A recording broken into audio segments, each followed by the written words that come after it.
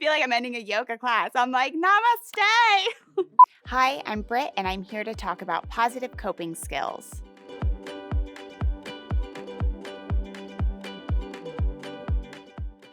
I really believe in the importance of developing a mental health toolkit. Regardless of whether or not you live with a mental health condition, we all have mental health, and so it's really important to have a plan, a structure, a toolkit, if you will, in place for those times when we're feeling good and maybe for those times when we're feeling not so good. Sometimes when we're not feeling our best, it's easy to be tempted to turn towards a negative coping strategy, such as drugs or alcohol. It's really important to have an awareness around positive coping strategies that work for you so you can turn to the positive ones in times of need. I have a list of 5 practices that I do religiously every single day. And I think of these practices as setting me up for success because in reality is life is like a wave. It's up and it's down, and there's so much that is out of our control. But the one thing we can do to the best of our ability is control how we respond to situations. And my mental health toolkit helps me do that to the best of my ability.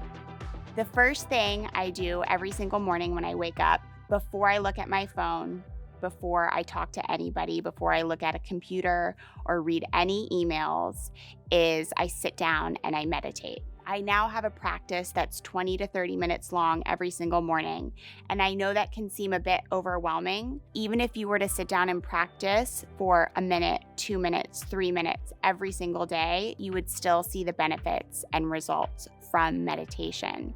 It's really important to center yourself and create these spaces in your life that you can find stillness and quiet. And it's such a great tool for setting a foundation for your day.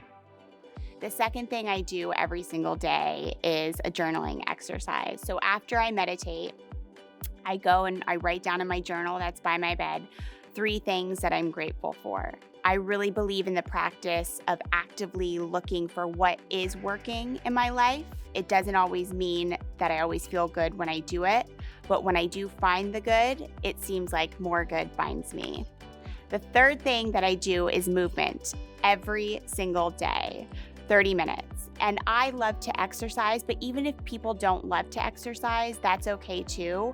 I encourage you to make choices that just get you to move more. So whether it's taking the stairs over the elevator, or maybe going for an extra walk, mindful movement is so important because it helps get you out of one space and into another. The fourth thing that I do after I move is I practice acts of kindness. Not random acts of kindness, purposeful acts of kindness. Again, I really believe positive, big change happens on a micro level. You are powerful beings and are capable of making a difference within your individual communities. So actively practicing, acts of kindness such as holding a door for a stranger, maybe making eye contact with someone and simply smiling at them, or surprising somebody in line at your favorite coffee store and buying somebody a coffee. That really has a domino effect, and you never know what someone is going through, and that just may make their day.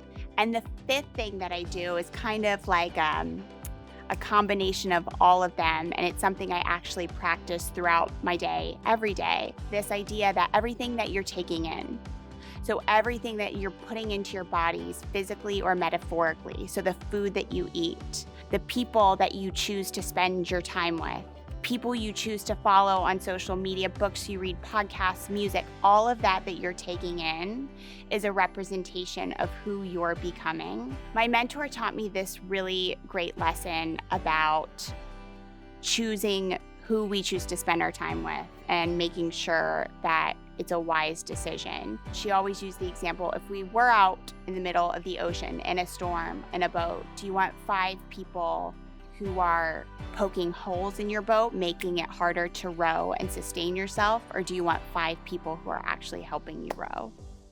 It's just so important to remember that you can incorporate positive coping skills throughout your day. And simply taking 60 seconds by placing one hand on your heart, one hand on your lower stomach, and intentionally breathing for 1 minute will help you feel better.